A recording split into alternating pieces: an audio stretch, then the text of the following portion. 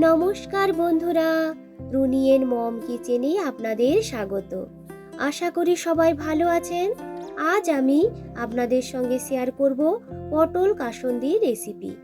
হাতের কাছে থাকা সাধারণ কয়েকটি উপকরণ দিয়ে খুব সহজেই ও চটজলদিভাবে এই রেসিপিটাকে বানিয়ে নেওয়া যায়। গরম গরম ভাত বা রুটি দুটোর সাথে খেতে লাগে অসাধারণ। আশা করছি আজকের এই রেসিপি আপনাদের ভালো লাগবে। যদি আজকের এই রেসিপি আপনাদের ভালো লাগে তবে অবশ্যই একটা লাইক দিয়ে দেখে নেওয়ার অনুরোধ রাখলাম। তো চলুন দেখে নেওয়া যাক কিভাবে বানালাম এই পটল কাসুন্দি। পটল কাসুন্দি বানানোর জন্য পটলগুলোকে ভালো করে ধুয়ে একটি ছুরি দিয়ে উপরে ছালটাকে ভালো করে ছাড়িয়ে নিয়েছি। এরপর দুটো মুখকে কেটে নিয়ে একটু একটু করে এইভাবে কেটে নিয়েছি। এইভাবে কেটে নিলে পটলগুলো ভেজে নিতেও খুব সুবিধা হয় আর মশলাগুলো পটলগুলোর মধ্যে খুব ভালোভাবে ঢুকেও যায়।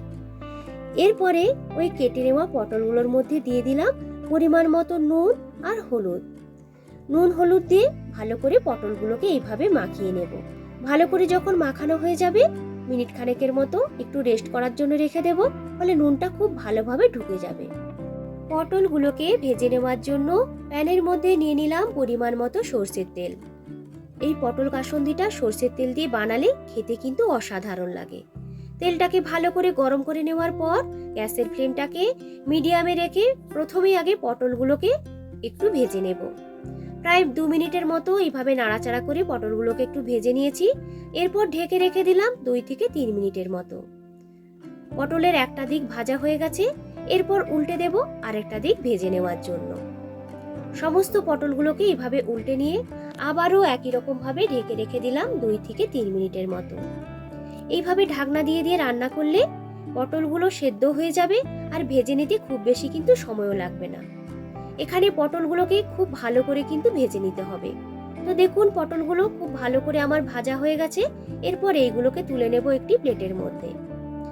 প্যানের মধ্যে যে তেলটা আছে সেই তেলটাকে কিছুটা কমিয়ে নেব। এরপরে কমিয়ে নেওয়া ওই তেলের মধ্যে দিয়ে দিলাম 1 টিস্পুন কালো জিরে আর একটা দারচিনি। কয়েক সেকেন্ডের মতো ফোড়নটিকে একটু ভেজে নেব। যখন ফোড়নের মধ্যে থেকে একটা সুন্দর গন্ধ বের হতে শুরু করবে দিয়ে দিলাম 1.5 টেবিল চামচের মতো আদা রসুন ও পেঁয়াজের পেস্ট। মশলার মধ্যে যে একটা কাঁচা গন্ধ আছে যতক্ষণ না পর্যন্ত সেটা চলে যাচ্ছে ততক্ষণ পর্যন্ত মশলাটিকে কষে নেব। আরও প্রায় 2 থেকে 3 মিনিটের মতো মশলাটিকে কষে নিয়েছি। এরপর এর মধ্যে দিয়ে দিলাম 1/2 টিস্পুন করে হলুদ গুঁড়ো, লঙ্কা গুঁড়ো, ধনে গুঁড়ো ও জিরে গুঁড়ো। মশলাটাকে একটু জলে মিক্সড করে এর মধ্যে দিয়ে দিলাম। এর সঙ্গে দিয়ে দিলাম সামান্য পরিমাণ আর একটু জল। এরপর গ্যাসের ফ্লেমটাকে লোতে রেখে ভালো করে মশলাটিকে কষে নেব। তো দেখুন মশলাটা খুব সুন্দরভাবে কষানো হয়ে গেছে আর এর চারদিক থেকে তেলটা বেশ সুন্দরভাবে ছাড়তেও শুরু করে দিয়েছে। এরপর এর মধ্যে দিয়ে দিলাম ভেজে রাখা পটলগুলোকে।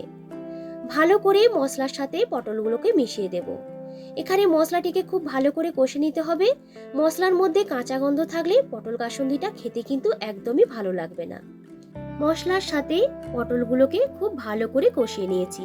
তো দেখুন এখানে পটলগুলোর গায়ে মশলাটা খুব সুন্দরভাবে কিন্তু চিটে চিটেও গেছে।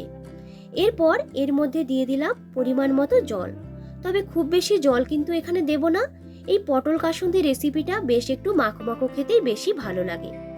জলটাকে দেওয়ার পরে ওই গ্রেভির মধ্যে পটলগুলোকে এইভাবে একটু উল্টে পাল্টে নেব। গ্যাসের ফ্লেমটাকে লোতে করে ঢেকে রেখে দিলাম 5 মিনিটের মতো। এইভাবে ঢাকনা দিয়ে দিলে পটলগুলো ভালো করে সেদ্ধ হয়ে যাবে আর গ্রেভিটা পটলের মধ্যে খুব ভালো করে ঢুকেও যাবে। ঢাকনাটি খুলে এইভাবে একটু উল্টে পাল্টে নেব।